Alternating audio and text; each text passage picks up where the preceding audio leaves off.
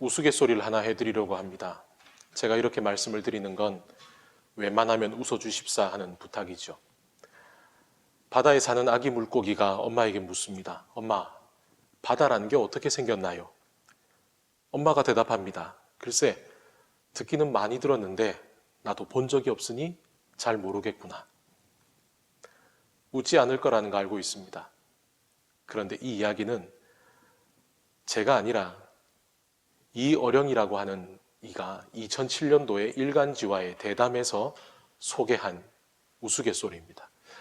여러분도 알고 계시는 것처럼 이어령 씨는 전 문화부 장관이자 시대의 지성으로 일컬어지는 인물입니다. 그는 성경에 대해서도 많이 알고 있었지만 그는 성경을 믿지 않는 사람입니다. 노아에 대한 이야기에서 그는 이렇게 말합니다. 정말 노아가 사랑이 있는 사람이었다면 방주를 만들어 혼자 살려고 할 것이 아니라 다른 사람을 구하기 위해 물로 뛰어들었어야 한다고요. 하나님을 위해 다시는 양을 잡지 말자고 말하는 그는 철저한 무신론자였습니다. 그런 그가 74세의 나이에 세례를 받자 세간의 이목은 그에게 집중되기 시작했고 그는 한 일간지와의 대담에서 그의 지나온 삶을 이렇게 말한 겁니다. 지난 50년간 지상의 언어로 글을 썼지만 이 모든 것이 얼마나 헛된지를 깨달은 그는 이렇게 첨언합니다. 사람도 물고기처럼 넙치, 참치, 날치의 인생으로 나뉜다. 넙치형 인간은 바닥에 납작 깔려 살면서 물 흐름을 타고 움직인다. 참치는 가만히 있으면 가라앉는다. 하루 종일 퍼득퍼득 헤엄쳐야 산다. 그런데 날치라는 생선은 바다 바깥으로 간다. 촥 날아오르면서 바닷속 물고기가 바다 풍경을 본다. 우리도 날치처럼 살아야 한다. 우스갯소리 속에 묵직한 메시지를 담은 이어령 그 다음 표현이죠. 바닷속에 살면서 정작 바다를 모르고 사는 삶이 우리의 삶입니다. 하나님의 은혜 가운데 살면서도 정작 하나님의 은혜를 발견하지 못하고 사는 삶이 바로 우리들의 모습이지 않습니까? 이스라엘 민족이 드디어 출애굽을 했습니다. 기쁨도 잠시 그들의 눈앞에 홍해가 펼쳐져 있습니다. 하나님의 명령을 따라 진을 쳤고 이제 그들은 어떻게 여기를 건너가야 될까? 그런데 애굽왕 바로가 기병과 군대들을 이끌고 그들의 뒤를 추격해 옵니다. 출애굽기 14장 9절을 보면 금방이라도 그 애굽 군대의 창이 이 이스라엘 사람들의 등을 찌를 것처럼 그들은 가까이 다가오죠. 그 모습을 본 이스라엘 민족들은 큰 두려움에 휩싸여서 여호와께 부르짖습니다. 여호와께 부르짖는다는 것은 어떤 의미일까요? 기도요. 기도면 얼마나 좋겠습니까? 그것은 기도가 아니었습니다. 그것은 믿음의 고백도 아니라 그것은 단지 두려움에 내지르는 비명이었을 뿐입니다. 그들의 부르짖음이 기도가 아닌 이유를 우리는 오늘 우리가 읽은 11절과 12절에서 확인해 볼 수 있습니다. 그들이 또 모세에게 이르되 애굽에 매장지가 없어서 당신이 우리를 이끌어내어 이 광야에서 죽게 하느냐? 어찌하여 당신이 우리를 애굽에서 이끌어내어 우리에게 이같이 하느냐? 우리가 애굽에서 당신에게 이른 말이 이것이 아니냐? 이르기를 우리를 내버려 두라. 우리가 애굽 사람을 섬길 것이라 하지 아니하더냐? 애굽 사람을 섬기는 것이 광야에서 죽는 것보다 낫겠노라. 아멘. 그들은 원망합니다. 그러게 왜 안 간다는 우리를 이렇게 억지로 끄집어내오냐고 말합니다. 우리는 애굽 사람을 섬길 것이라고. 그게 지금보다 훨씬 더 낫다고 그들은 말합니다. 애굽에서 나온 것도 하나님의 은혜요. 그들은 그 모든 과정 가운데 기적을 직접 눈으로 목격했던 사람들입니다. 그리고 지금도 하나님의 구름 기둥과 불 기둥이 그들 가운데 계시지만 그들은 하나님을 보지 못하고 있는 것이죠. 오늘 이 본문이 우리에게 던지는 메시지가 무엇입니까? 우리가 본다고 해서 다 보는 게 아니라는 이야기입니다. 우리가 하나님께 부르짖는다고 해서 그 모든 것이 다 기도가 되지 않을 수도 있다는 얘기입니다. 그들이 여호와께 부르짖은 것이 기도였다면 왜 기도가 끝나고 나서도 그들의 입술에서 불평과 원망이 여전히 남아 있겠습니까? 여러분, 우리도 똑같지 않습니까? 모든 것이 주님의 은혜입니다. 저 이제 주님을 위해 살겠습니다. 결단했지만 우리의 눈앞에 가나안 땅이 펼쳐지는 것이 아니라 광야가 있고 홍해가 가로막고 있으면 그만 우리도 두려움에 휩싸이죠. 이스라엘 백성들이 그랬던 것처럼 우리도 원망하죠. 왜 내가 이렇게 갔을까? 차라리 그 전이 훨씬 더 좋았는데, 이렇게 말이죠. 우리가 믿음의 삶을 살아간다는 건 우리의 삶을 결정하는 기준이 무엇이 되어야 된다는 것일까요? 내가 편하고 편하지 않는 것? 우리가 믿음의 삶을 살아간다는 그것의 기준은 딱 한 가지입니다. 과연 이것이 하나님께서 기뻐하시는 것인가? 아니면 마귀가 기뻐하는 것인가? 우리는 살아가면서 고난을 겪을 때가 있습니다. 때로는 그 고난들이 우리가 부족하기 때문에 오는 고난도 있지만, 때로는 우리가 하나님이 기뻐하시는 길을 선택한 대가로 우리에게 고난이 다가올 때도 있습니다. 그러나 우리는 평안의 삶을 선택하는 사람들이 아닙니다. 우리는 믿음을 선택하는 사람들이고 우리는 예수 그리스도를 선택하는 사람들입니다. 이제 사지에 내몰린 동족들입니다. 어떻게 보면 모세를 따라서 여기까지 온 사람들이죠. 그런데 이런 이들에게 모세는 이제 무엇라고 말할까요? 오늘 읽은 본문 13절입니다. 모세가 백성에게 이르되 너희는 두려워하지 말고 가만히 서서 여호와께서 오늘 너희를 위하여 행하시는 구원을 보라. 너희가 오늘 본 애굽 사람을 영원히 다시 보지 아니하리라. 아멘. 모세는 그들을 위로하지 않습니다. 맞아요. 힘들지요. 어렵지요. 괜찮아요. 조금만 더 참아봅시다. 잘 될 겁니다. 지금 그렇게 모세는 그들을 위로하지 않습니다. 지금은 위로가 필요할 때가 아닙니다. 지금은 다독인다고 해서 없는 용기가 생겨나는 것도 아닙니다. 인간적인 상담이 필요한 것도 아닙니다. 다만 모세는 강권합니다. 너희는 두려워하지 말고 가만히 서서 여호와께서 오늘 너희를 위하여 행하시는 구원을 보라. 두려워하지 마라. 그리고 가만히 서라. 이 가만히 선다는 말은 그냥 멍하게 있는 걸 말하는 게 아닙니다.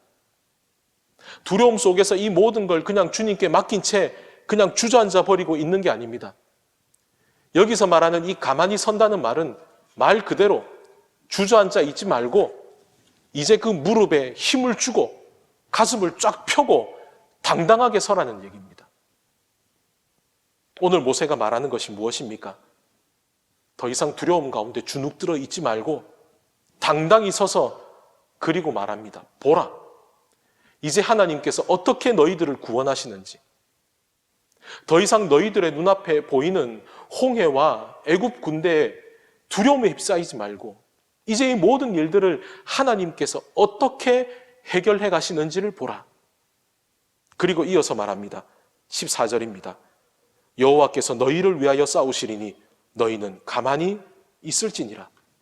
이제 여호와께서 너희를 위해 싸우실 것이니 그것을 보라는 얘기죠.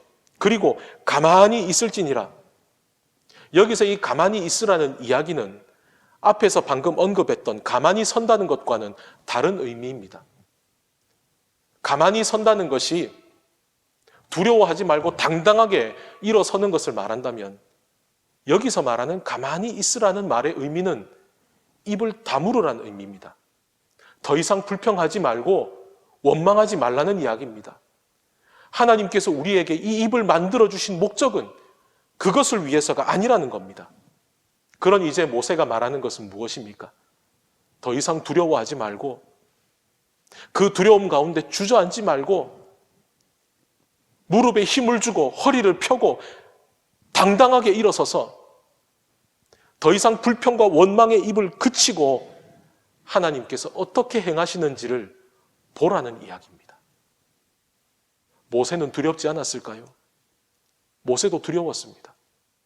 하지만 모세는 이스라엘 민족을 이 홍해 앞에 진치게 하신 하나님의 목적이 있다는 것을 그는 믿었습니다. 그는 두려웠습니다. 그렇지만 그는 두려워서 기도하는 사람이었습니다. 여러분, 우리가 행복해서 찬양합니까? 때론 우리가 찬양하면서 그 찬양 가운데 진정한 행복을 경험하죠. 우리가 시간이 남아서 말씀을 읽습니까? 말씀을 읽는 가운데 우리의 삶 가운데 함께 하시는 그 주님의 은혜가 우리를 자유케 하시는 걸 우리는 경험합니다. 감사할 만해서 감사합니까? 우리의 삶 가운데 감사의 삶을 살아가리라 결단할 때, 그때 우리는 우리의 삶에 펼쳐주신 하나님의 놀라운 섭리들을 우리는 우리의 입술로 더 깊이 고백하지 않았습니까? 기도하는 모세에게 이제 하나님께서 말씀하십니다. 너는 어찌하여 내게 부르짖느냐? 하나님의 응답은 모세를 움직이게 하셨습니다. 기도하지 않고 움직이는 것은 교만입니다. 그러나 기도만 하면서 움직이지 않는 것은 우리의 믿음이 아닙니다. 믿음은 기도의 자리에서 하나님의 뜻을 깨달아 행함의 자리로 나아가는 것, 그것이 바로 믿음입니다. 이제 하나님께서 모세를 통해 그 행하심을 어떻게 말씀하십니까? 이스라엘 자손들에게 명령하여 앞으로 나아가게 하고 지팡이를 들고 손을 바다 위로 내밀어 그것이 갈라지게 하라. 아멘. 여기서 이 나아간다는 것은 말뚝을 뽑는 겁니다. 이제 그들이 쳤던 텐트에 말뚝을 뽑고 짐을 꾸려서 떠나라는 거죠. 어디로 말입니까? 변한 것은 아무것도 없는데요. 이 믿음의 행함은 모세에게만 국한된 것이 아닙니다. 우리는 이 장면을 생각하면 영화의 한 장면을 떠올리죠. 모세의 손을 통해서 바다가 갈라지고 땅이 드러나자 이스라엘 민족들이 기뻐하면서 건너는 것 말입니다. 그런데 오늘 우리가 읽은 이 본문에서는 그 일이 일어나기 전에 먼저 하나님께서 짐을 다 꾸리고 떠날 준비를 하라고 말씀하십니다. 애굽의 말발굽을 피해서 도망칠 준비를 하라고 말씀하시는 게 아닙니다. 마치 아무 일도 없는 것처럼 이제 짐을 싸서 떠날 준비를 하라고 말씀하십니다. 그리고 모세에게도 명하시죠. 지팡이를 들고 손을 바다 위로 내밀어 그것이 갈라지게 하라라고 말입니다. 홍해를 가르게 한 것은 모세가 한 것입니까? 그렇지 않습니다. 그러나 하나님께서 모세의 지팡이와 손을 통해 홍해를 갈라지게 하셨습니다. 저는 대학에서 성악을 전공했습니다. 노래를 하다 보면 높은 음이 나올 때가 있죠. 어떻게 하면 높은 음을 잘 낼 수 있을까? 제가 알고 있는 방법 중에 한 가지를 소개해 드리겠습니다. 그것은 바로 높은 음을 밑에서 위로 올려다 보지 말고 위에서 밑으로 내려다보고 부르는 겁니다. 우리는 보통 높은 음을 보면 높다고 생각하고 그만 주눅이 들어서 몸이 굳어버리죠. 그런데 그때 이 음이 높다고 생각하는 게 아니라 이 음이 낮다고 생각하고 그 음을 위에서 밑으로 내려다보는 것처럼 상상하면서 노래를 하면 의외로 그 높은 음이 쉽게 불려질 때가 있습니다. 한번 연습해 보십시오. 지금 여기에서 말고 여러분 집으로 가셔서 말입니다. 혹시 안 된다고 하더라도 저를 찾아오지 마십시오. 그런데 이 비결은 노래를 부르는 데만 국한되는 것이 아닙니다. 우리가 잘 알고 있는 찬양 중에 날 세우시네라는 찬양이 있죠. You Raise Me Up이라고 되어 있는 그 노래의 가사는 이렇습니다. 나 지치고 내 영혼 연약할 때 근심 속에 내 마음 무거워 주 오셔서 함께 하실 때까지 나 잠잠히 주님을 기다려 날 세우사 저 산에 우뚝 서리 날 세우사 풍랑 가운데도 함께 하심 나 강하게 하네 날 세우사 모든 것 할 수 있네. 여기에서 raise up이라고 하는 단어는 단순히 세운다라는 뜻만이 아닙니다. 이 raise up이라는 단어는 들어 올린다는 의미로, 또한 raise up, 세우기 때문에 자라나게 한다는 의미도 가지고 있습니다. 그러니 우리가 방금 읽은 그 마지막 줄의 영어 가사는 이렇게 말합니다. I am strong when I am on your shoulders. 내가 강할 때가 언제라고요? 내가 주님의 어깨 위에 있을 때 말입니다. 그리고 이어지는 가사는 뭐라 말합니까? 내가 할 수 있는 것보다 더 주님은 나를 들어 올리시고 나를 세워 가신다고 말이죠. 어떻게 우리가 산 위로 올라갑니까? 산보다 높으신 주님께서 우리를 산 위에 들어 올리시기 때문입니다. 우리가 풍랑 가운데 빠지지 않고 어떻게 그 위를 걸어갈 수 있습니까? 바다보다 더 크신 그 주님의 어깨 위에 우리가 있을 때 풍랑도 우리를 해치지 못합니다. 우리 모두는 살아가면서 문제를 안고 삽니다. 그리고 그 문제는 우리의 힘으로 결코 작게 만들 수 없습니다. 그래서 때로는 그 문제를 보게 되면 나보다 더 큰 그 문제에 우리가 압도되고 우리가 주눅 들어버릴 때가 있습니다.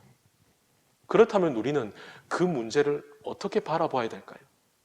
문제를 올려다보지 말고 문제를 내려다보면 됩니다. 그런데 어떻게 그것이 가능합니까? 여러분 어릴 때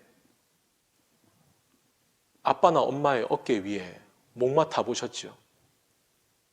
작은 아이가 부모의 어깨 위에 올라가면 그 순간 세상의 높이가 뒤집어져 버립니다. 이제까지 나보다 크던 모든 사람들, 가구, 세간사람들이 전부 다 내 발밑에 있습니다. 심지어는 한 번도 시도조차 해보지 못했던 천장에 손이 닿을까 손을 뻗어보기도 합니다. 이 모든 것이 어떻게 가능합니까? 내 아버지의 어깨 위에 내 아버지께서 나를 당신의 목 뒤에 들어 올리셨기 때문입니다. 우리가 문제를 내려다 볼 수 있는 방법은 단 하나, 우리가 주님의 어깨 위에 얹어지는 것입니다. 그렇다면 어떻게 하면 우리가 그렇게 할 수 있을까요? 왜 주님께서 나를 어깨에 올리셔야 되는지 그 이유를 기한서를 만들어다가 제출을 하면 될까요? 은행에서 번호표를 뽑고 기다리는 것처럼 가만히 앉아서 기다리고 있으면 될까요? 그렇지 않습니다. 우리는 딱 한 가지만 하면 됩니다. 주님, 저를 좀 도와주십시오. 아빠, 아버지, 저를 좀 당신의 어깨 위에 태워주십시오. 주님께 두 손을 내밀고 요청하시면 됩니다. 이제 하나님께서 이스라엘 민족들을 위해서 일하시기 시작합니다. 구름 기둥이 그들에게 벽이 되어 주었고, 그리고 바다의 물들은 그들에게 든든한 장벽이 되었습니다. 그리고 하나님께서는 밤새도록 동풍을 불게 하셔서 마치 드라이기가 말리듯이 그 모래바닥을 뽀송뽀송하게 말려주셨습니다. 심지어는 무거운 애굽의 마차의 바퀴가 굴러갈 수 있을 만큼 말이죠. 그러나 애굽의 마병들이 바다 한가운데로 들어왔을 때 더 이상 그 바닷물은 그들에게 장벽이 되지 못했고 그 모래사장은 그들에게 단단한 땅이 되어주지 않았습니다. 바닷물이 흘러 들어오자 그 모래사장은 바퀴가 푹푹 빠지는 진흙탕이 되어버렸고 사방에 높이 올라가 있던 그 바닷물의 장벽은 그들을 향해 쏟아지는 재앙이 되었습니다. 그 광경 가운데 애굽의 군사들은 이렇게 소리칩니다. 25절의 말씀이죠. 여호와가 그들을 위하여 싸워 애굽 사람들을 치는도다. 여러분, 이것이야말로 역전의 은혜가 아닙니까? 9회 말 투아웃에 말루 홈런이 이것보다 짜릿할까요? 후반전 연장전에서 결승골이 터지는 것도 이것보다 감격스러울까요? 사도행전을 보면 성전 미문에서 구걸하는 걷지 못하는 사람을 베드로와 요한이 일으켜 세워주는 장면이 나오죠. 그 이후에 이들은 공의회에 붙들려 가게 됩니다. 그때 공의회에 있던 사람들이 누구인지 사도행전은 그들의 명단을 이렇게 말합니다. 사도행전 4장 5절로 7절의 말씀입니다. 이튿날 관리들과 장로들과 서기관들이 예루살렘에 모였는데 대제사장 안나스와 가야바와 요한과 알렉산더와 및 대제사장의 문중이 다 참여하여 사도들을 가운데 세우고 묻되 너희가 무슨 권세와 누구의 이름으로 이 일을 행하였느냐? 이 서슬퍼런 질문에 대해서 베드로의 대답은 이렇습니다. 8절로 12절입니다. 이에 베드로가 성령이 충만하여 이르되 백성의 관리들과 장로들아, 만일 병자에게 행한 착한 일에 대하여 이 사람이 어떻게 구원을 받았느냐고 오늘 우리에게 질문한다면 너희와 모든 이스라엘 백성들은 알라. 너희가 십자가에 못 박고 하나님이 죽은 자 가운데서 살리신 나사렛 예수 그리스도의 이름으로 이 사람이 건강하게 되어 너희 앞에 섰느니라. 이 예수는 너희 건축자들의 버린 돌로서 집 모퉁이의 머릿돌이 되었느니라. 다른 이로서는 구원을 받을 수 없나니 천하 사람 중에 구원을 받을 만한 다른 이름을 우리에게 주신 일이 없음이라 하였더라. 아멘. 그의 대답에 겁을 먹은 것은 도리어 공의회의 사람들이었습니다. 그들은 이렇게 반응합니다. 그들이 베드로와 요한이 담대하게 말함을 보고 그들을 본래 학문 없는 범인으로 알았다가 이상히 여기며 또 전에 예수와 함께 있던 줄도 알고 또 병 나은 사람이 그들과 함께 서 있는 것을 보고 비난할 말이 없는지라. 아멘. 여러분, 지금 이 공의회의 사람들이 누굽니까? 예수님을 십자가에 달려 죽게 만든 당대 최고의 권력기관입니다. 그런데 예수님이 붙들려 죽음을 당하실 그 당시에 그들이 두려워서 예수님을 모른다 부인하고 욕하고 저주하면서 도망쳤던 베드로가 어떻게 이 공의회 사람들 앞에서 이렇게 담대하게 말할 수 있었겠습니까? 그것은 베드로가 성전 미문에 그 걷지 못하는 사람을 고칠 때 그가 했던 고백 가운데 그 답이 있습니다. 은과 금은 내게 없거니와 내게 있는 이것을 네게 주노니 곧 나사렛 예수 그리스도의 이름으로 일어나 걸으라. 그 걷지 못하는 사람을 걷게 하신 그 나사렛 예수 그리스도, 그분이 바로 베드로와 함께 하셨기 때문입니다. 베드로는 그가 적은 베드로전서 2장 1절로 5절에서 이와 같이 말합니다. 그러므로 모든 악독과 모든 기만과 외식과 시기와 모든 비방하는 말을 버리고 갓난 아기들 같이 순전하고 신령한 젖을 사모하라. 이는 그로 말미암아 너희로 구원에 이르도록 자라게 하려 함이라. 너희가 주의 인자하심을 맛보았으면 그리하라. 사람에게는 버림바가 되었으나 하나님께서는 택하심을 입은 보배로운 산돌이신 예수께 나아가 너희도 산돌같이 신령한 집으로 세워지고 예수 그리스도로 말미암아 하나님이 기쁘게 받으실 신령한 제사를 드릴 거룩한 제사장이 될지니라. 아멘. 성도들에게서 간증을 들을 때가 있습니다. 잘 되어서 간증하는 것이 아니라 삶 가운데에서 하나님의 은혜를 만나서 고백하는 간증을 들을 때가 더 많습니다. 목사님, 너무 힘들었는데 기도하는 가운데 주님께서 저에게 이런 은혜를 주셨습니다. 목사님, 찬양을 하는 가운데 하나님께서 제 안에 잃어버린 은혜를 회복해 하셨습니다.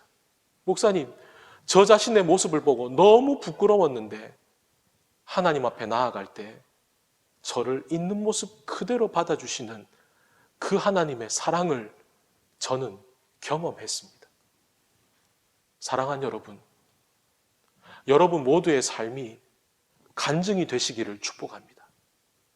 어떻게 하면 간증이 될 수 있을까요? 두려움 가운데 주저앉지 마십시오. 두려움 가운데 과거의 부끄러운 삶으로 돌아가지 마십시오. 그 두려움 가운데에서 무릎을 세우고 가슴을 펴고 당당하게 일어서십시오. 불평과 원망의 입을 닫고 이제 하나님께서 여러분들을 위해 행하시는 놀라운 역사를 바라보십시오. 문제가 큽니까? 하나님 앞에 기도하십시오. 주님, 저를 당신의 어깨에 올려주십시오.